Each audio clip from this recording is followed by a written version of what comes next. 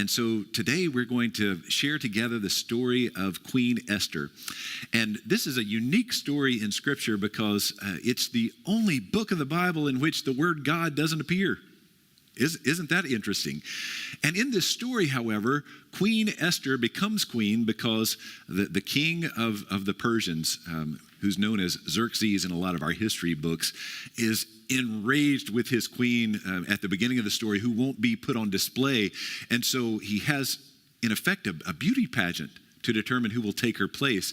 And this beautiful young woman, an Israelite, a Jew, Esther, becomes the one who takes the place of that queen. So she is in the palace. Her uncle Mordecai, who's acting as her adoptive father, is her counselor outside the castle.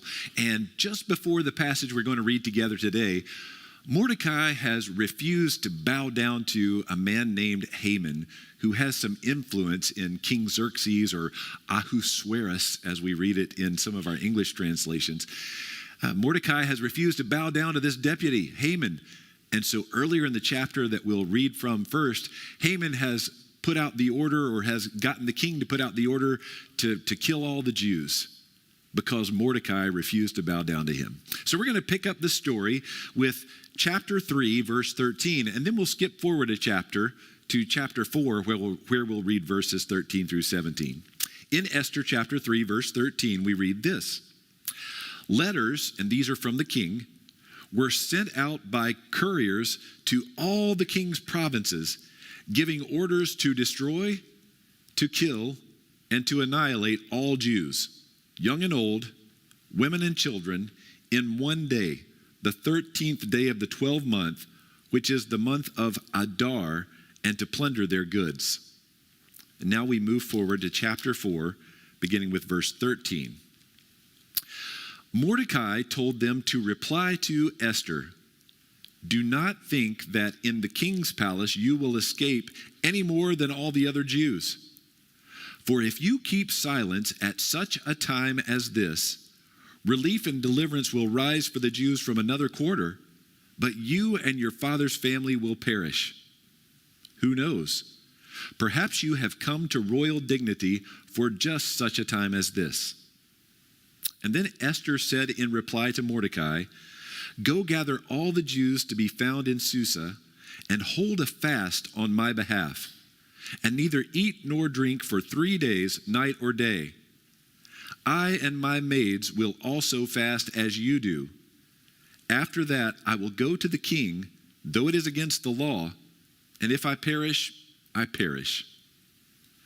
Mordecai then went away and did everything as Esther had ordered him. And we're always thankful for the wisdom and the will of God that we find expressed in these stories of Holy Scriptures. Over these last few days, I've enjoyed the opportunity to watch some Olympic team trials in anticipation of the Summer Olympic Games later this summer. And it's interesting to me, and it's fascinating to me to watch those swimmers who are about to have their dream come true, because they are given the opportunity to represent our nation in those Olympic Games. And so you see the smiles of triumph and the smiles of gratitude on their faces, and you may think that what's going through their mind in that moment is that they're finally getting the opportunity to fulfill what they consider to be their destiny. Maybe the time is arriving when they're able to realize exactly what their potential is in a way that they've never experienced before. And so it lifts our hearts to see their hearts so uplifted. But I realized that hardly ever after those swim trials, as I was watching last night, or hardly ever after the gymnastics trials or the track and field trials or any other trials, hardly ever do we get to see the reaction or to hear the interview with the person who has just missed making the team. Or hardly ever do we get to hear the interview with the person who finished last in the trials. We don't get to hear the opportunity, we don't get to have the opportunity to hear their story, in which they very well may say that they're disappointed because they don't believe that they're getting the chance to fulfill what they believe to be their destiny. We don't get the opportunity to hear their heartbreak in the same way that we get to hear someone's heart lifted up. And I realize that this is probably true of us in our everyday lives. It's in those moments that we feel that we're experiencing the greatest triumph or the greatest fortune that we so often feel that we're living out our destiny. And it's very seldom, at least in my experience, that in those moments of great frustration or even in those moments of great failure, that we feel like we're fulfilling our destiny or our dream. We love those moments when we find ourselves in the right place at the right time. We feel less excited about those moments in which we feel that we're in the wrong place at the wrong time. Looking back across my life, I can see a 2-year period in my life in which I felt that I experienced both of those. I had the opportunity as a young pastor to go from my first role in ministry, which was as the associate pastor in a large church, to go to a medium-sized church. I was grateful because I didn't have to go to a church in which I was the staff. And so many of our young colleagues find themselves in churches where one of the primary things they learn how to do is to print the worship bulletin. And I don't mean to diminish that in any way, but I was grateful that I was able to go to a church where there were some staff members, and I had the opportunity to step in right after a pastor who had been there for 13 years. And usually in our United Methodist system, if you follow someone who has been there for a while, that's an indicator that the congregation is pretty healthy, because they've had a good run of ministry with a single pastor. And so I came in afterwards, and I was grateful that they had built a beautiful new building that we got to use for ministry purposes to reach out into the community. So during my time there, it became clear that probably it was time in that community and that congregation to begin a contemporary service very much like this one. And so we marshaled the people resources and the money resources and the equipment resources. And over a period of a couple of years, the worship attendance in that congregation doubled. And I was excited about that, but I had to realize that that wasn't my doing. I didn't build the gym. I didn't do all the other things that they did to establish that reputation out in the community. All I did was come to give leadership at a particular moment in which a particular kind of leadership was needed. In other words, I was at the right place in the right time. Also in that community, there began to arise the need for churches to come together to provide assistance for people in the community who needed some help because they were financially vulnerable, because they were living on the margins of our community. So we discovered that in that somewhat rural community, a person who drove to 6 churches that normally had staff people available during the week was driving a 72-mile circuit to be able to get to all 6 of those churches if they needed to cobble together enough resources to pay their electric bill or to be able to provide food for their family. On the other hand, we discovered that as we shared stories, people that perhaps didn't need as much help but were perfectly willing to receive all the help that churches would offer could pretty easily go around to all 6 of those churches and receive money from each congregation without the others being aware. So we decided that it was a good moment in time for us to come together to form something very much like Good Neighbors of Blount County, but in that rural community, we called it the Community Help Center. So we all contributed to the same place and we all contributed to the same effort. And then a person who had a genuine need of help didn't have to drive 72 miles. But that person who was perfectly willing to receive help without perhaps the genuine need found it more difficult to be predatory with those resources of the various churches. And I was grateful to have an opportunity to be part of that, but it was also just because I happened to be at the right place at the right time. The next year, when I moved to the next congregation, having experienced these good years, I was absolutely shocked when I walked into hard times. I had been in the office about 3 weeks when the financial administrator said, "Has anybody told you about the balloon on the building loan?" And I didn't really even know what a balloon on a building loan was until that moment. Until she described to me that in 8 weeks, the building loan would increase by $12,000 per month. That's an extra $144,000 a year. Well, I said, "That's great. Where's this going to come from?" And she said, "Your guess is as good as mine." So I began to think at that moment that maybe I had arrived at the wrong place at the wrong time. And then a little bit later, I learned that the fallout, because there'd been a major division between some people on the staff, and people had left because they were tired of the bickering and the fussing.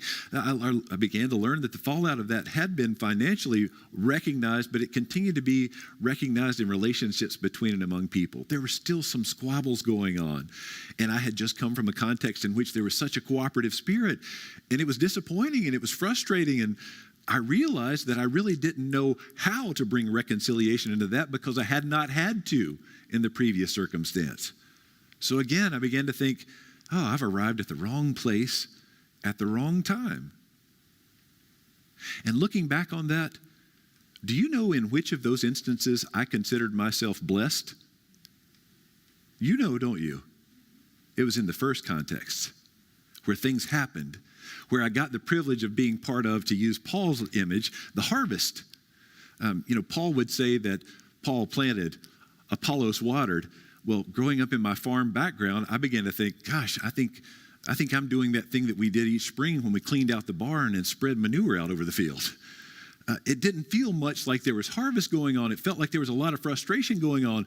I felt like instead of being blessed, that in this second circumstance, I was feeling a little bit like I might have been cursed. Things just weren't going right.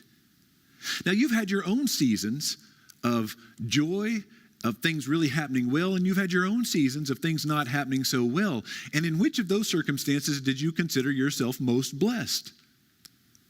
And I think I can generalize that for most of us, it's when those things are going right, when we find ourselves at the right place at the right time, that we feel excited and we feel like God is moving within our lives and God may be moving through our lives. But in those moments when we feel like we're at the wrong place at the wrong time, it's harder for us to feel like God is working through us. In fact, I came to question that in that second year. Have I lost the ability for God to work through me? I wondered. Have I lost effectiveness that I thought I had demonstrated in pastoral leadership in another season? Am I cursed? Is this the end of the line? And those feelings have come to me again this week as I've reconsidered the story of Esther. I bet at the beginning of the story, she probably feels that she's in the right place at the right time. The king would not have been looking for a new bride if it had not been for the, as he saw it, the insubordination of his previous queen. If she had cooperated, the king would not have been looking for someone to take her place. And so Esther would never have gotten the opportunity to be the new queen. It's not so much that she was extraordinary, it's that there was an opportunity for her to be in the right place at the right time. Not only that, we all look at ourselves in the mirrors. Did we get to choose our genetics? Did I get to choose my striking handsomeness and my beautiful waving hair? No. Our appearances are things that come to us genetically. We don't have a real involvement in that other than in the ways in which we groom ourselves. So two big parts of the story have happened to Esther's advantage without her direct involvement. She's given these extraordinary good looks, and she's given this right time at the right place opportunity, and so she comes to this place of influence. As the story begins, she must be thinking that she's blessed, that this is her destiny, that God is working through her in some extraordinary way. But then she has that second year experience when her uncle, her father figure, and it's great that we get to share some of his story on this Father's Day too. When her father figure refuses to bow down to someone that he doesn't believe that he owes respect or that he doesn't believe that he should be subject to. When he refuses to bow down, the ramifications are not only for him, but they're for all his people. So imagine when this decree goes out that we hear described in chapter 3. You might have noticed that I counted as we were talking about the things in chapter 3, verse 13. Listen to this and see if it doesn't sound like a little bit of overkill to you. The decree goes out that the people should destroy, kill, and annihilate all Jews. Doesn't that sound like we're going to extraordinary lengths to make sure the message is declared, you're going to destroy them, and then you're going to kill them, and then you're going to annihilate them. That sounds utter, doesn't it? But we also go on to say that you're not just going to overkill in terms of the verbs, but we also describe exactly who is involved in the people of the Jews who are to be killed. That verse goes on to say that you should annihilate all Jews. And as if all Jews does not include this, the young and the old, the women and the children, all in one day. So there's an absolute undeniability about this letter that has gone out at Haman's bequest. And with this kind of sense that everyone is going to be killed, annihilated, and destroyed, and everyone means everyone, including women and children, Esther must think at that moment that she has arrived at the wrong place at the wrong time. I mean, what a time and what a place to be a Jew. Not only that, but Mordecai, her uncle and father figure, urges her to act on behalf of the Jews. And it must sound like to Esther that she's being asked to be killed, annihilated, and destroyed before her people. Because you heard her say in the handful of verses that we read that she is not allowed to step into the king's chamber unless she's invited. And she hasn't been invited. And anyone who dares to step into the king's chamber before being invited is at risk of being, destroyed, killed, and annihilated. So not only does she live within this reality of being a Jew in the wrong place at the wrong time, but now she is a queen in what must feel like to her the very wrong place at the very wrong time. Because the person in the world that she trusts and loves the most is telling her that she has a responsibility to act on behalf of her people. And he tells her on 2 occasions that she has this unique role at such a time as this. One is on the negative side. If you don't act at such a time as this, you won't save yourself, Mordecai tells her in that second passage we read. You won't escape death because you're in the king's household.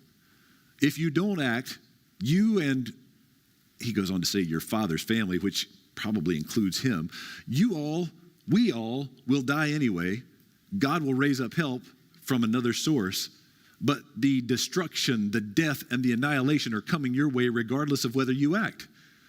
But if you act, maybe you are the channel through which this help will rise for the Jews. That's the second, such a time as this.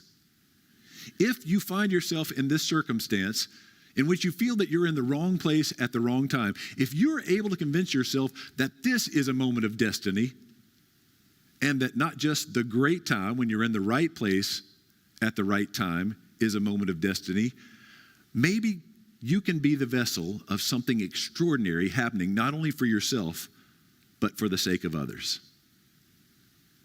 And if I were in Esther's shoes, or if I were in Esther's sandals, it would be hard to convince me that that circumstance in which I felt that I was absolutely in the wrong place at the wrong time, doubled over, was my moment of destiny. I would have been much more easily convinced that that moment a chapter earlier, when I was chosen Miss Persia and given the opportunity to be in the royal household, was my moment of destiny. By this point in the story, I would have been convinced that my moment of destiny had passed and that things had taken a terrible turn. I might have even begun to think that things were hopeless. But because of Mordecai's influence, Esther was able to see the possibility in one of her worst moments, when she absolutely thought that she was in the wrong place at the wrong time. So she was able to act heroically because she was able to turn over her thinking. I hope that you and I are never given the opportunity or asked to act in a moment in which destruction, death, or annihilation is so real a possibility, so imminent a reality. But I hope what you and I can learn from Esther is that there's an opportunity to be heroic, not only in one of those moments when it's easy to raise arms in triumph and victory, But from Esther's example, what we learn is that we have the opportunity to act heroically in our faith, even in those moments in which we're convinced we're in the wrong place at the wrong time. In fact, that may be the such a time as this for which we were created. And that stretches my imagination, because I tend to want to hear from the person who has just triumphed and stood on the medal stand. I easily gravitate toward that person as one who is living out God-given destiny. It is less easy for me to think about the person who finished seventh, or for the person who failed to qualify, as equally living out God-given destiny. I remember a few years ago when there was a young child in a congregation that I served in who tragically, on vacation, got out of the vacation house and got into the pool and drowned. And I remember how his mother said repeatedly, this is not how his story was supposed to end.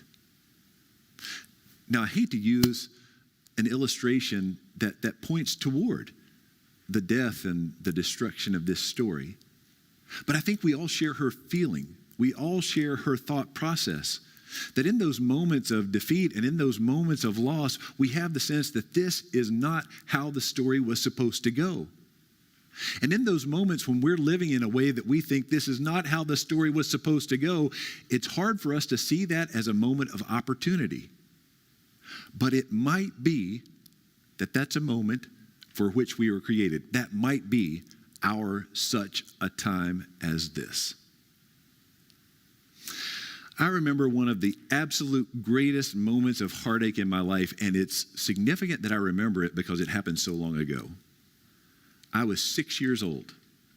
So it's been now 46 years since my grandmother, who lived right across the driveway from me, who was that everyday figure in my life, since she finally gave way to the cancer that was ravaging her body, and my dad met my sister and me when we got off the school bus to let us know that she had died.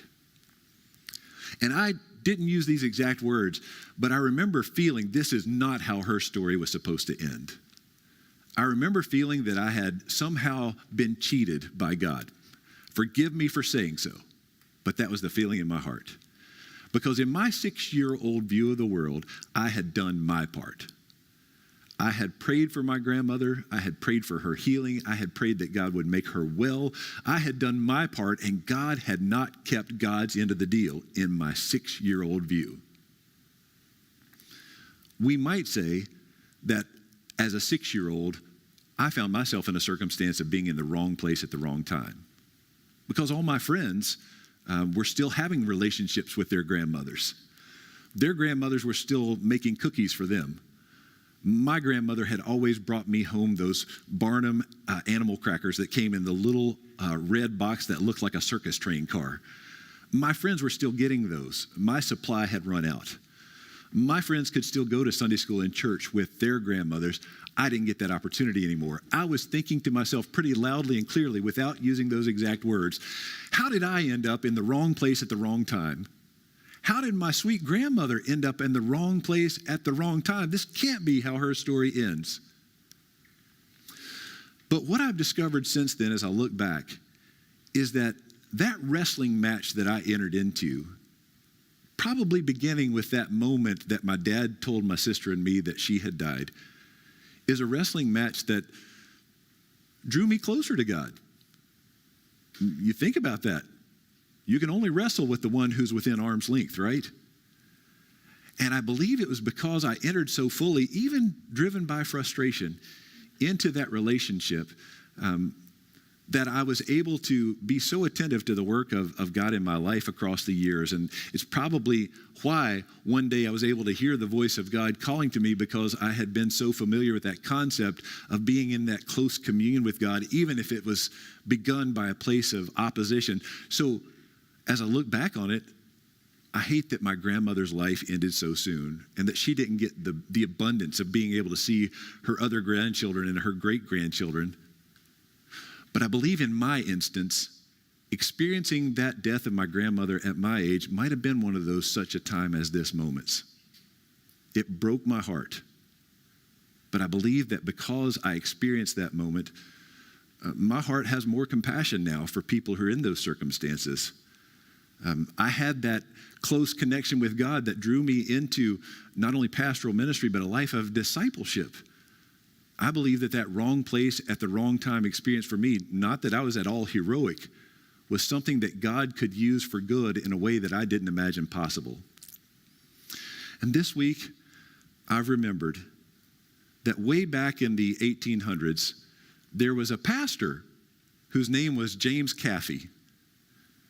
And he named his daughter Esther, probably because when he saw her, or when he and his wife saw her, they thought she was so beautiful. Esther Jane had a granddaughter who in her memory or in her honor was named Margaret Esther. And Margaret Esther was my grandmother. So I can't help thinking that there's a beautiful connection between this story of Esther, who in a moment that she would not have chosen, had the opportunity to do what she did not dream possible. And she showed courage in a way that most of us would never want to be called to show courage. I think my grandmother was in similar circumstances. She had that moment to show courage in a way that she never wanted to show courage. But I remember how my mom, with tears in her eyes, would tell me during my adult life that on one of my grandmother's final days, when my mom had taken leave from her job as a school teacher to care for her mother, on one of her final days when she could barely mumble words because of pain and medication, called for my mom to enter the room. And when my mom walked in and held her mother's hand, some of the last intelligible words that my grandmother spoke were, "I forgot to say thank you." Her heart was filled with gratitude because her daughter cared for her. I think so often I experience that same thing. I forget to say thank you because I find myself in circumstances that I feel to be the wrong place at the wrong time, but I fail to see that God is in the middle of those circumstances and may be inviting me to take advantage of even those circumstances to do something that bears witness to the love of God in another person's life. So here's the challenge for you and me, I believe, today. It's easy for us to raise our hands in victory and success and celebration in those moments when we think everything has gone our way, when we're living our destiny, when we're in the right place at the right time. But in those moments, when we're convinced, or even when we're wondering whether we found ourselves in the wrong place at the wrong time, do we have the courage? Do we have the faith?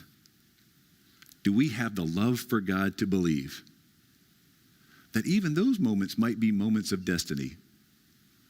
Can we believe, as Esther believed, that maybe we weren't created for, but at least we're given opportunity in such a time as this?